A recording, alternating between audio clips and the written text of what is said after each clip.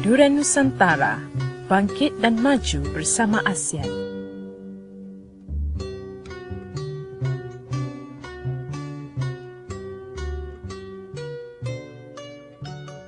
Selamat petang Kuala Lumpur, selamat petang Malaysia, selamat petang Nusantara. Hari ini bertarikh 9 hari bulan Disember 2015 bersama saya Nurbaya Hassan melalui Radio Durian Nusantara Bangkit dan Maju bersama ASEAN. Hari ini seperti mana saya katakan tadi, 9 Disember 2015 bersamaan dengan Hari Rabu. Selamat petang semua, selamat petang para pendengar. Dan saya akan mulakan pengenalan bagi Berita Nusantara pada hari ini mengenai keadaan cuaca sekitar Selangor, Lembah Kelang, Kuala Lumpur dan kawasan-kawasan berdekatan dengannya. Dan menurut portal ataupun laman web rasmi Jabatan Meteorologi Malaysia, diramalkan akan berlakunya ribut petir di beberapa tempat pada petang nanti, dan pada malam hari pula akan berlaku hujan di 1-2 tempat juga. Dan oleh itu kepada pengguna-pengguna jalan raya dinasihatkan agar lebih berhati-hati ketika memandu di dalam keadaan hujan ataupun menunggang motosikal di dalam keadaan hujan. Rancang perjalanan anda jika tidak mahu terperangkap dalam kesesakan lalu lintas. Dan yang paling penting sekali, awasi juga jarak kenderaan anda untuk mengelakkan sebarang kemalangan, kerana jalan raya licin dan jarak pandangan ataupun jarak penglihatan sangat terhad. Jadi berhati-hati di jalan raya. Ingatlah orang yang tersayang, pandu selamat, jiwa selamat, insya-Allah. Okey. Dan hari ini 9 Disember, dan antara peristiwa-peristiwa menarik yang ingin saya kongsikan dengan para pendengar antaranya di mana pada hari ini dalam tahun 1965, Timbalan Perdana Menteri Tun Abdul Razak telah mengumumkan satu rancangan pembangunan negara, iaitu rancangan Malaysia Pertama di Kuala Lumpur. Usul mengenai rancangan tersebut telah dibentangkan di Parlimen pada 15 Disember 1980. Rancangan 5 tahun tersebut adalah untuk tempoh dari tahun 1966 hingga tahun 1970. Ia mempunyai 4 matlamat utama. Matlamat pertama adalah untuk mempereratkan integrasi di kalangan rakyat seluruh negara. Matlamat kedua pula adalah untuk meningkatkan pendapatan dan penggunaan sumber bagi seluruh rakyat yang berpendapatan rendah.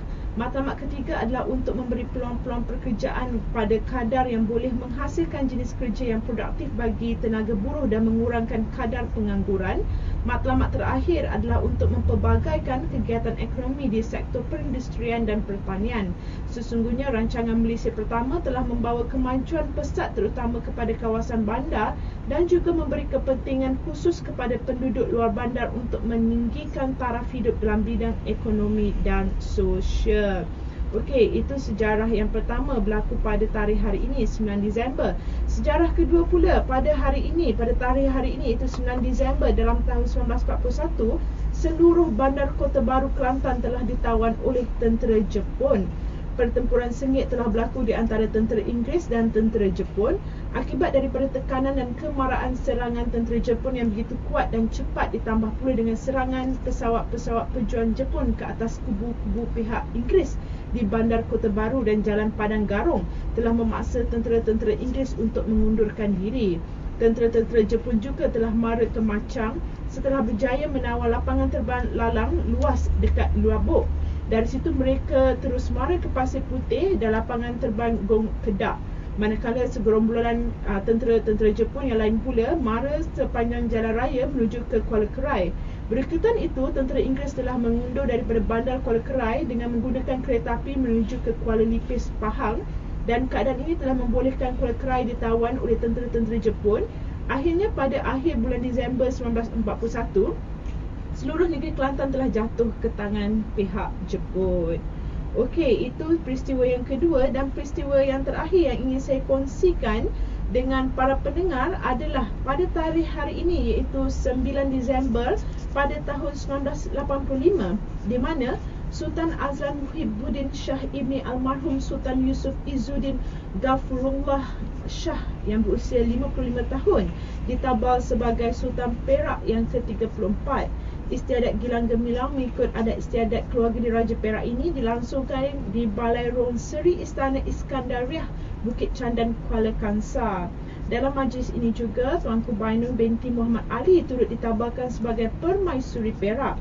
Istiadat pertabalan pada hari ini yang dinamakan Tabal Adat adalah salah satu daripada 6 istiadat dalam upacara pertabalan Sultan mengikut adat istiadat Kesultanan Perak.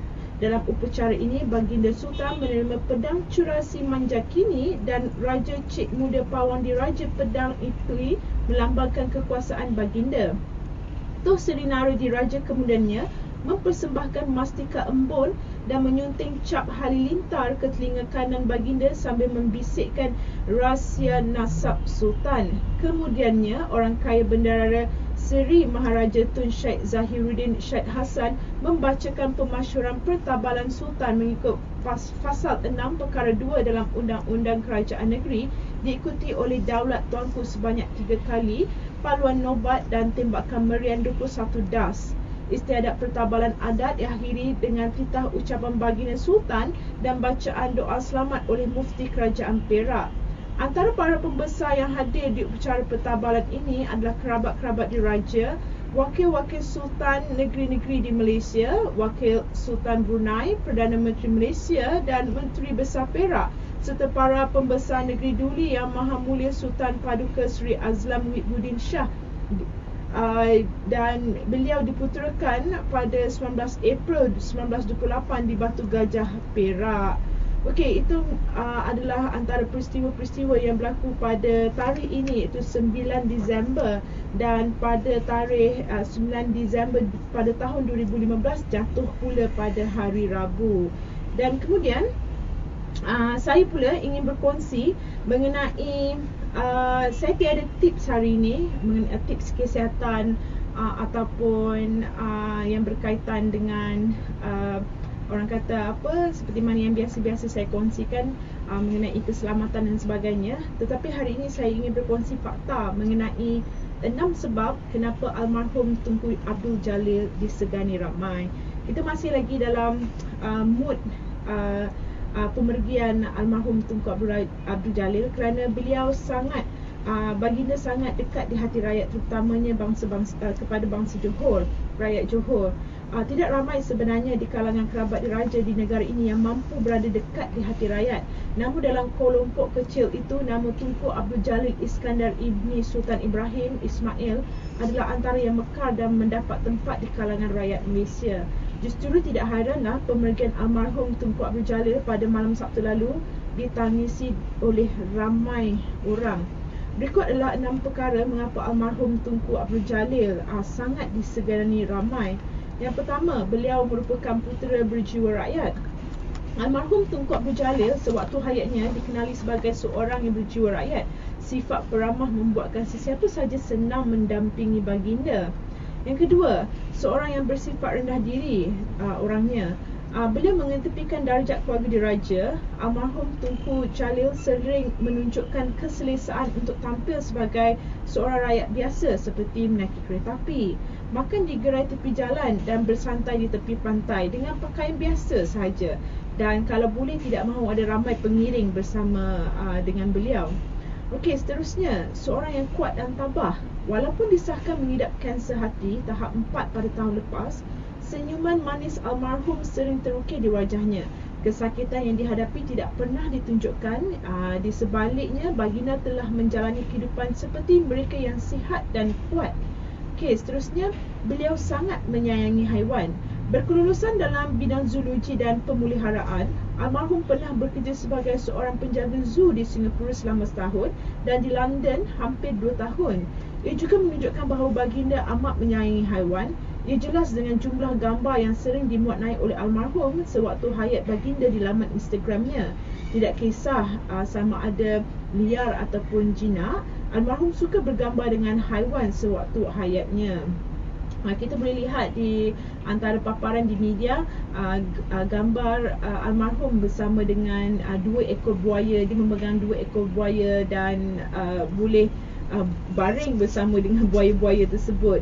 Okey, kemudian beliau suka melakukan kerja-kerja amal. Selepas disahkan mengidap bara hati, almarhum telah menubuhkan Yayasan Kanser Tunku Laksmana yang bertujuan untuk membantu pesakit kanser di negara ini. Selain itu, baginda juga telah melibatkan diri dalam beberapa kerja amal serta sering melawat pesakit-pesakit di hospital di sekitar Johor untuk memberi kata-kata semangat dan membantu mereka. Kemudian, beliau juga seorang putera yang kuat berjenaka. Siapa yang tidak suka dengan putera yang suka berjenaka seperti Tunku Abdul Jalil? Sewaktu hayatnya, baginda sering menjadi perhatian rakyat Malaysia di media sosial dengan aksi-aksi lucu baginda. Paling mencut hati ialah rakaman video almarhum mengejutkan seorang jururawat ketika baginda dimasukkan ke hospital. Baginda juga suka mengusik kekanda baginda iaitu Tunku Aminah Maimunah Iskandariah Sultan Ibrahim dengan memuat naik rakaman video perbuatan lucunya di media sosial tanpa pengetahuan Tunku Aminah. Almarhum Tunku Abdul Jalil yang diputerakan pada 5 Julai 1990 merupakan anak anda keempat kepada Sultan Johor Sultan Ibrahim Ismail. Almarhum mangkat pada jam 7.11 malam pada Sabtu lalu di Hospital Sultanah Aminah Johor Bahru akibat kanser hati. Okey, itu saja pengenalan dari saya untuk berita Nusantara pada hari ini 9 Disember 2015 bersamaan dengan hari Rabu. Kita ke berita antarabangsa. Berita Nusantara.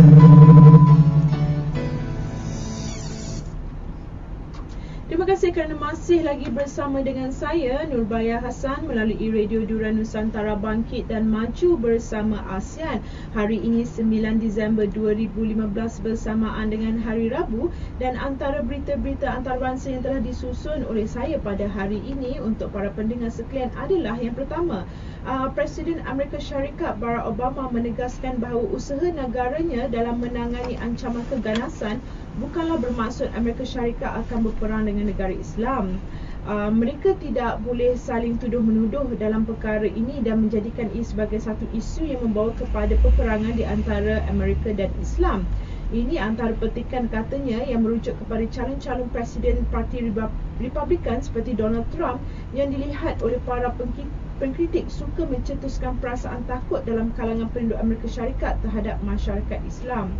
Dalam satu keputusan negara di Washington pada hari Ahad lalu, Obama turut mengutuk serangan siri tembak-menembak di California dengan melihat insiden itu sebagai serangan keganasan yang dirancang untuk membunuh mereka yang tidak bersalah. Dalam satu keputusan negara pada hari Ahad lepas juga, Obama turut mengutuk serangan selain mengutuk serangan siri tembak-menembak di California, beliau juga melihat insiden ini sebagai satu peluang untuk meningkatkan lagi kawalan pembelian senjata api di negara tersebut. Obama menegaskan kawalan senjata perlu dilakukan walaupun ia sukar kerana mendapat tentangan hebat daripada Parti Republikan. Mereka perlu mengambil satu langkah bagi menyukarkan orang ramai untuk membeli senjata seperti yang digunakan dalam serangan tembak-menembak di San Bernardino. Apa yang boleh mereka lakukan dan mesti dilakukan adalah dengan membuat aktiviti pembunuhan itu lebih sukar untuk berlaku. Obama berkata beliau akan melihat sejauh mana kepentingan hubungan di antara keselamatan negara dengan keperluan untuk kawalan senjata api berikut kejadian tembak-menembak secara besar-besaran yang kerap berlaku di Amerika Syarikat pada buat masa kini. Obama dalam ucapan yang sama juga berkata, insiden di San Bernardino menunjukkan ancaman militan pengganas telah berevolusi kepada fasa yang baru dengan militan Daesh ataupun IS menggunakan internet untuk merancung pemikiran mereka yang berpotensi untuk menjadi pengganas. Lantaran itu, beliau menggesa lembah Silicon ataupun Silicon Valley untuk memainkan peranannya dalam menangani ancaman militan pengganas yang merancang dan menggalakkan aktiviti keganasan melalui sosial media dan kemudahan komunikasi elektronik. Jelas Obama beliau menghadapi cabaran untuk meyakinkan penduduk Amerika Syarikat bagi menangani ancaman militan dan dari terus berkembang memandangkan pasangan yang melakukan serangan tembakan di California tidak berada dalam radar keselamatan negara Amerika Syarikat sebelum insiden berdarah itu berlaku.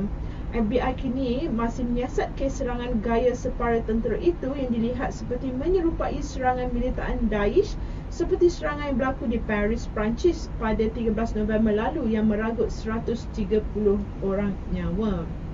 Okey, seterusnya adalah berkenaan dengan satu gempa bumi berukuran 7.2 pada skala Richter telah melanda Tajikistan pada Isnin lalu. Ini lapor Pusat Kajian Geologi Amerika Syarikat USGS. Menurut USGS, kejadian berkenaan berlaku pada jam 12.50 tengah hari waktu tempatan dan pusat gempa bumi berkenaan terletak di 111 km barat daya Karakul, iaitu di kawasan pergunungan yang mempunyai jumlah penduduk yang tidak ramai.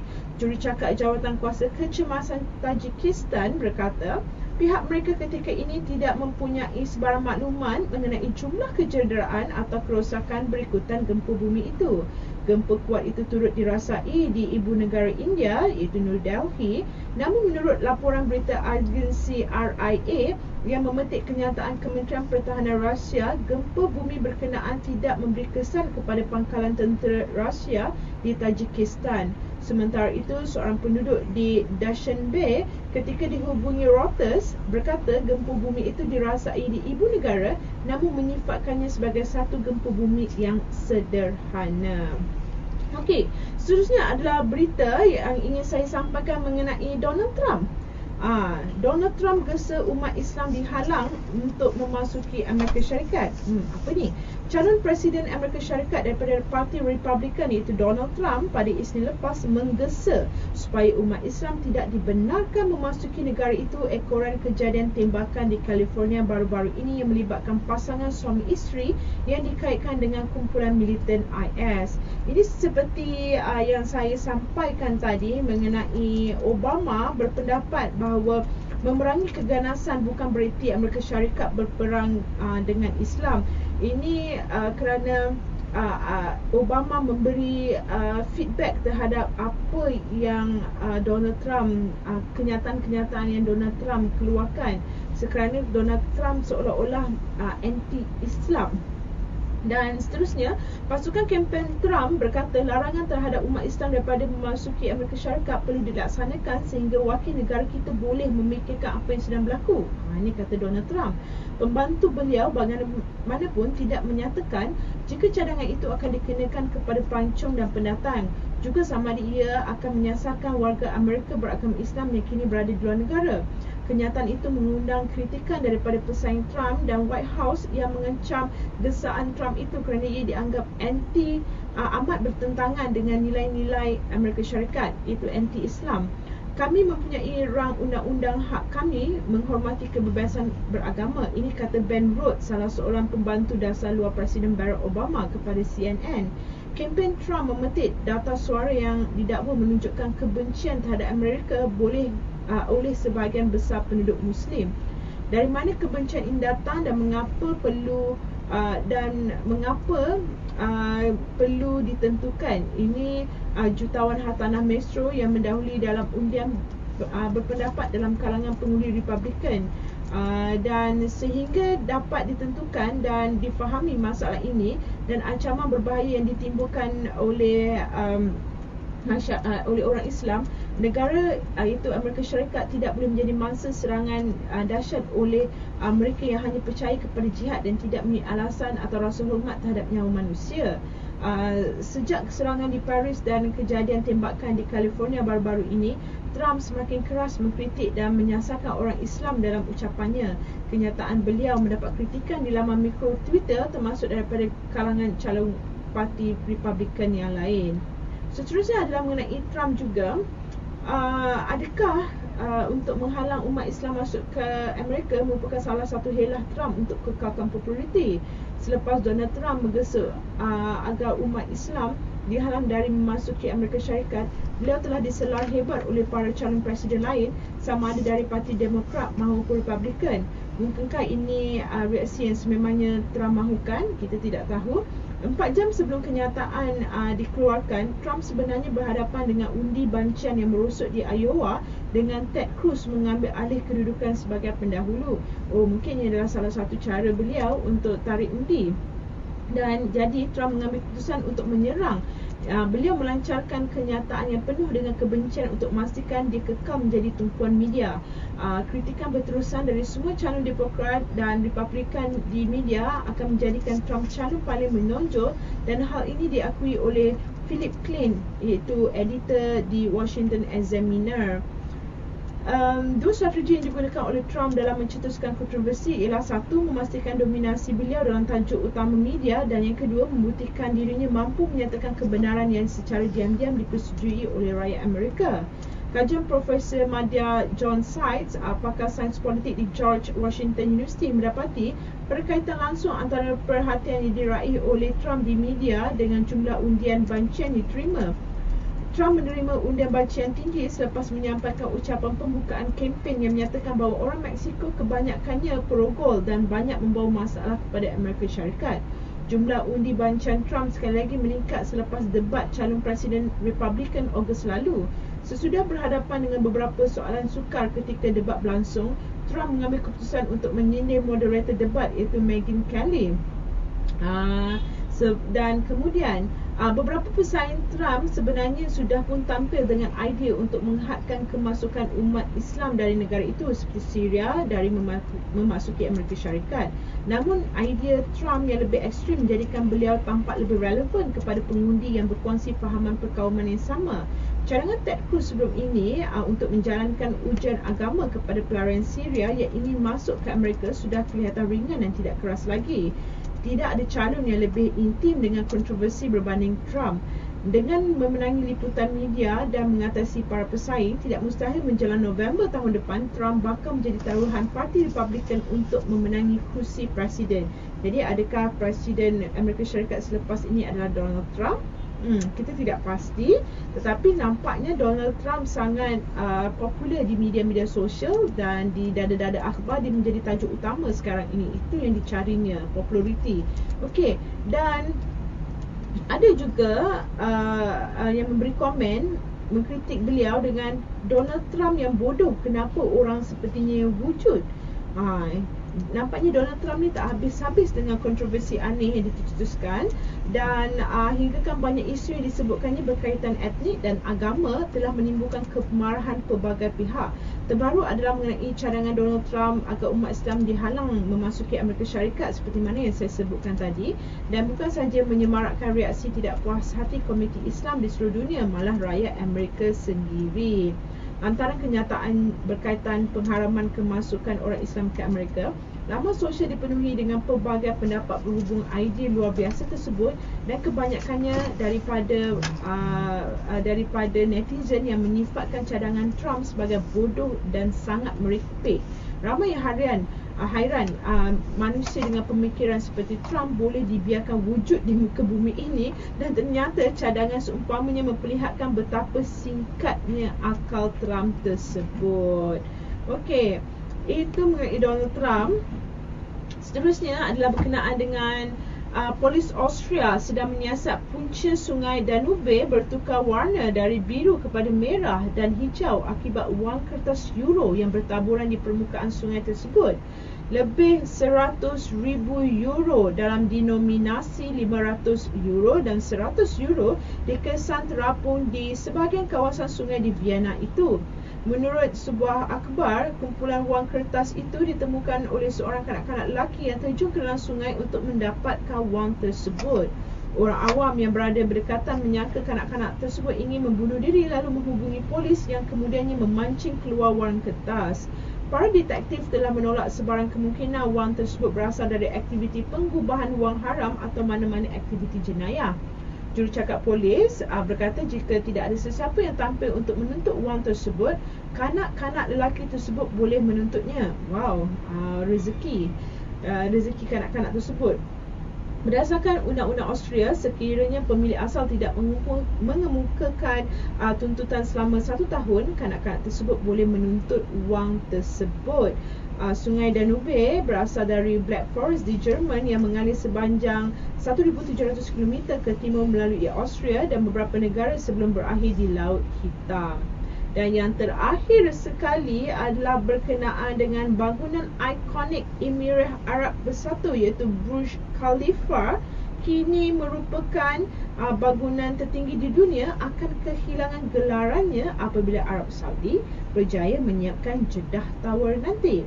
Projek yang bakal menelan belanja 1.23 bilion US dollar itu dilihat akan menjadi realiti apabila Jeddah Economic Company dan firma Arab Saudi iaitu Alinma Investments telah menandatangani perjanjian pembiayaan bernilai 2.2 bilion US dollar pada 29 November yang lalu untuk membina Jeddah City, termasuklah pencakar langit tersebut. Melalui perjanjian tersebut, mereka sudah mencapai tahap baru dalam bidang pembangunan hartanah dan juga memenuhi matlamat syarikat tersebut untuk mencipta pusat bandar bertaraf dunia yang menawarkan gaya hidup terkini supaya Jeddah mempunyai ikon baru yang mampu menarik perhatian segenap lapisan masyarakat melalui pelbagai perkhidmatan dan kemudahan. Okey, Jeddah Tower yang sebelum ini dikenali sebagai Kingdom Tower terdiri dari 200 aras dan menghadap Laut Merah. Menurut Saudi Gazette, bangunan ini bakal memerlukan 50 juta kaki padu konkrit dan 80,000 tan besi. Membina bangunan setinggi itu di kawasan pesisir pantai yang melibatkan pengaruh air masin bukannya satu tugas yang mudah. Hal ini ditangani dengan struktur asas bangunan ini yang akan dibina sedalam 200 kaki dengan ciri kalis air masin. Proses mengangkut konkrit ke aras tinggi juga merupakan satu lagi cabaran untuk membina Jeddah Tower. Para jurutera dijangka akan menggunakan teknik yang sama dalam membina Burj Khalifa, iaitu sejumlah 6 juta kaki padu konkrit akan dipam secara terus ke atas pada suhu tertentu untuk memastikan konkrit itu tidak mengeras serta-merta. Menara yang bakal berdiri setinggi 1 km itu dijangka selesai dibina pada tahun 2020. Sebagai perbandingan, Burj Khalifa mempunyai ketinggian 827 meter. Itu saja berita antarabangsa yang saya sampaikan untuk hari ini, 9 Disember 2015 bersamaan Hari Rabu. Kita berhenti rehat sebentar, kemudian kita ke berita politik dan hal ehwal semasa. Durian Nusantara, bangkit dan maju bersama ASEAN. Berita Nusantara. Terima kasih kerana masih lagi bersama dengan saya, Nurbaya Hassan, melalui Radio Durian Nusantara, bangkit dan maju bersama ASEAN. Hari ini 9 Disember 2015 bersamaan dengan Hari Rabu, dan antara berita politik dan hal ehwal semasa yang menarik untuk hari ini dikongsikan dengan para pendengar adalah mengenai Ketua Pemuda UMNO iaitu Khairi Jamaluddin Abu Bakar menggesa kerajaan agar menghentikan segala kenaikan kos yang berlaku ketika ini. Dan ini kata beliau dalam ucapan perasmian Perhimpunan Agung Pergerakan Pemuda UMNO. Khairi Jamaluddin menegaskan rakyat sudah tidak boleh lagi menerima pelbagai kenaikan harga yang membebankan kos sara hidup mereka. Kata beliau, pemuda UMNO mahu kerajaan hentikan segala kenaikan selepas ini. Kata beliau, enough is enough, kata Khairi Jamaluddin yang juga Menteri Belia dan Sukan. Tambahnya, pemuda UMNO juga membantah apa jua kenaikan tol selepas ini, baik untuk dua lebuh raya antara bandar ini maupun mana-mana lebuh raya sekalipun. Selama ini bila tol naik, kita minta anak bunda gunakan pengangkutan awam. Tapi sekarang lepas dinaikkan harga tol, tambang komuter, tambang ARL, segala-gala tambang pun naik juga. Jadi apakah pilihan yang ada pada rakyat selepas ni? Takkan nak mereka suruh jalan kaki? Ini kata Khairi Jamaluddin. Ahli Parlimen Rembau itu juga turut mengingatkan kerajaan tentang janji manifesto Barisan Nasional semasa pilihan raya umum ke-13 yang lalu. Kalau terpaksa naikkan tol, jangan sampai tol antara bandar seperti lebuh raya Utara Selatan dan lebuh raya Pantai Timur juga dinaikkan. Itu janji antara janji manifesto Barisan Nasional semasa pilihan raya umum ke-13 yang lalu. Isu kenaikan kos sara hidup dijangka mendominasi perbahasan dalam persidangan Pemuda UMNO pada hari ini. Sementara itu, ketika menyentuh isu 1MDB, Khairi Jamaluddin menggesa kerajaan supaya memastikan tidak hanya berusaha mengurangkan hutang, sebaliknya meyakinkan rakyat tiada penyelewangan yang berlaku. Defisit keyakinan di kalangan rakyat perlu ditangani dengan segera. Dan ini juga berita yang saya ingin kongsikan mengenai Khairi Jamaluddin, bagaimana beliau mewakili pemuda UMNO untuk menggesa kerajaan untuk menghentikan semua kenaikan dan menumpukan usaha memastikan bebanan rakyat diatasi secara berkesan menerusi langkah penjimatan yang dibuat. Kata Khairi Jamaluddin, bebanan kenaikan yang ada kini membuatkan rakyat seakan mula berpaling tadah dan tidak lagi menyokong kerajaan yang ada, terutamanya generasi muda. Kata beliau lagi, antara statement yang menarik yang ingin saya kongsikan dengan para pendengar Durian Nusantara adalah jangan dicurah lagi minyak ke atas api kemarahan rakyat yang marak membara. Pemuda mahu kerajaan hentikan segala kenaikan selepas ini. Seperti mana kata beliau, enough is enough. Khairi juga berkata sayap itu tegas membantah apa jua kenaikan tol selepas ini. Seperti mana yang saya katakan tadi, baik untuk dua lebuh raya antara bandar, iaitu lebuh raya Utara Selatan dan lebuh raya Pantai Timur, maupun mana-mana lebuh raya sekalipun. Dan beliau ada menyentuh juga selain menyentuh mengenai meminta kerajaan mencari penyelesaian mutlak berhubung isu pemilikan rumah mampu milik oleh generasi muda, dan selain menuntut kerajaan menggunakan apa sahaja peruntukan undang-undang yang ada bagi membenteras penyebaran fahaman militan negara Islam ataupun IS. Itu yang menarik daripada persidangan UMNO yang sudah pun bermula, yang sedang berlangsung di PWTC pada ketika ini. Okey, seterusnya adalah mengenai 8 imigran Syria dari 2 keluarga telah pun selamat tiba di Malaysia pada 4.50 petang Selasa kemarin menerusi penerbangan Turkish Airlines. Mereka adalah antara individu yang mendapatkan perlindungan di Malaysia di bawah inisiatif yang diumumkan Perdana Menteri pada Oktober lalu. Ketibaan mereka disambut oleh Timbalan Menteri Dalam Negeri Datuk Nuri Jazlan Muhammad di lapangan terbang antarabangsa Kuala Lumpur ataupun KLIA. Bercakap kepada media, Nuri Jazlan memberitahu mereka ini merupakan kumpulan pertama dalam usaha Malaysia memberi bantuan kemanusiaan kepada 3,000 rakyat Syria. Dalam membantu menyelaras usaha memberi bantuan kemanusiaan kepada rakyat Syria, kerajaan sudah menubuhkan sebuah pasukan petugas diketuai Kementerian Dalam Negeri ataupun KDN dan beberapa kementerian berkaitan. Jadi kerajaan sedang menimbang untuk memproses pelarian Syria yang lain, termasuk menerima permohonan daripada badan bukan kerajaan ataupun NGO dan memohon bantuan daripada Kementerian Luar Negeri terutamanya di Jordan untuk mengenal pasti mana-mana rakyat Syria yang berminat untuk datang ke Malaysia bagi mendapatkan perlindungan. Oktober lalu, Perdana Menteri Datuk Seri Najib Razak mengumumkan pada sesi ke-70 Perhimpunan Agung Bangsa-Bangsa Bersatu ataupun PBB bahawa Malaysia akan membuka pintunya kepada 3,000 pelarian Syria dalam tempoh 3 tahun akan datang bagi membantu meringankan krisis pelarian. Tambahnya, KDN memberi keutamaan kepada permohonan individu yang sudah menetap di Malaysia serta bantuan daripada NGO Malaysia sebelum menerima apa-apa permohonan.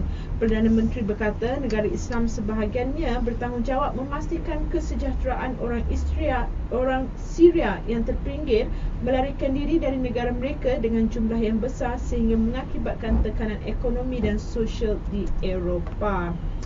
Okey, seterusnya adalah berita daripada Indonesia, daripada Jakarta, di mana Uber Technologies semalam telah memberitahu syarikat itu menerima lampu hijau dari Gubernur Jakarta Basuki Tjahjanurnama ataupun Ahok untuk beroperasi di ibu kota Indonesia. Kebenaran itu diberikan selepas syarikat berkenaan memberi jaminan akan mematuhi undang-undang berkaitan cukai dan peraturan yang lain. Polis Jakarta pada awal tahun ini menganggap perkhidmatan itu sebagai haram kerana pemandu Uber tidak membayar cukai dan syarikat berkenaan tidak mempunyai lesen untuk beroperasi. Uber dalam satu kenyataan berkata pihaknya bekerjasama dengan pejabat Gubernur dan Badan Penyelaras Pelaburan Indonesia untuk menjadikan syarikat itu satu entiti yang sah. Syarikat itu juga membayar cukai, mempunyai perlindungan insurans dan memastikan pemandunya membuat pemeriksaan kenderaan secara berkala. Sebelum ini terdapat banyak peraturan yang mengerukan. Bagaimanapun Ahok menyediakan arah jelas dalam bentuk keperluan spesifik untuk Uber dan platform perkongsian perjalanan lain untuk beroperasi dan berjaya di Jakarta.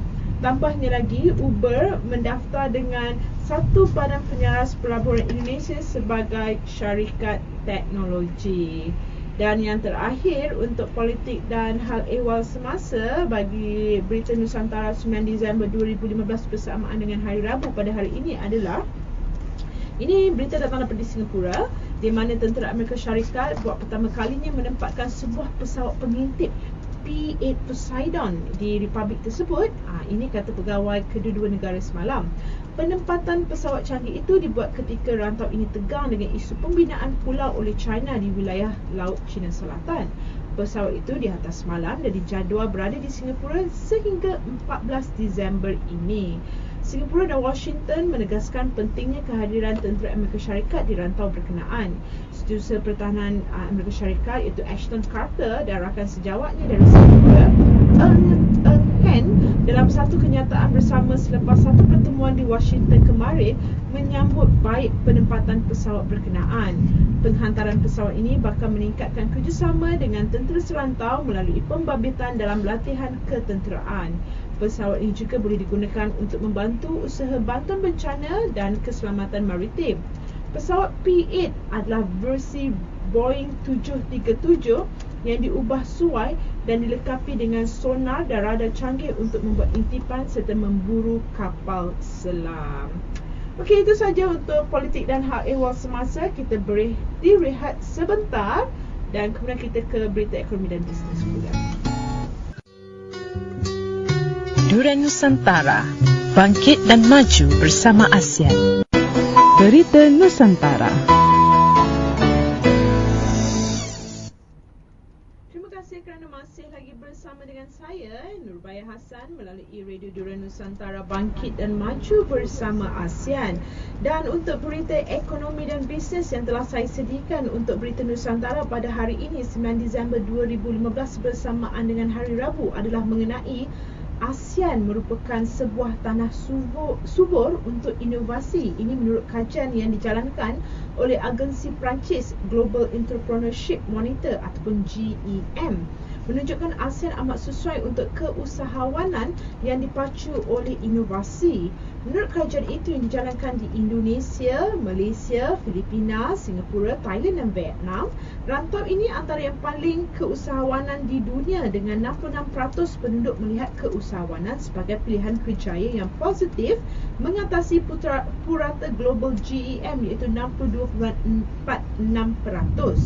Kajian juga mendapati peluang keusahawanan di rantau ini amat besar memandangkan negara tetangga di Asia dan lingkaran Pasifik menganggap ASEAN sebagai penyedia peluang perkongsian perdagangan, perniagaan dan ekonomi.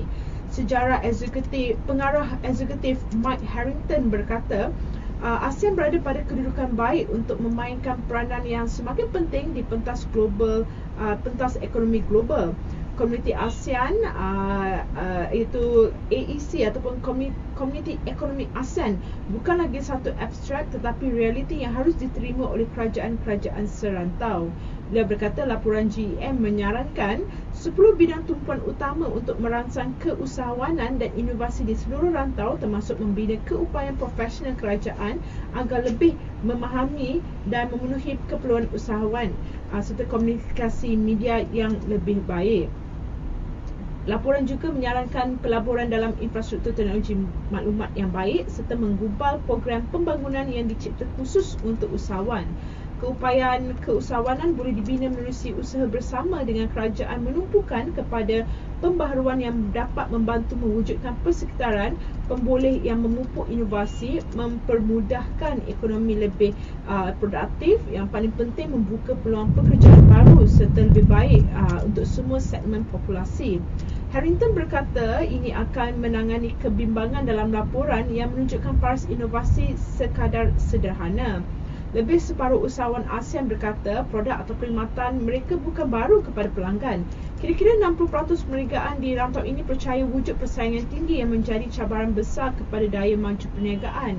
Selain itu, katanya lagi, hanya sejumlah kecil perniagaan menjana bilangan pekerjaan yang signifikan dengan lebih separuh usahawan di rantau ini dijangka langsung tidak menjana pekerjaan dan 35% dijangka dapat menghasilkan antara 1 dan 5 pekerjaan.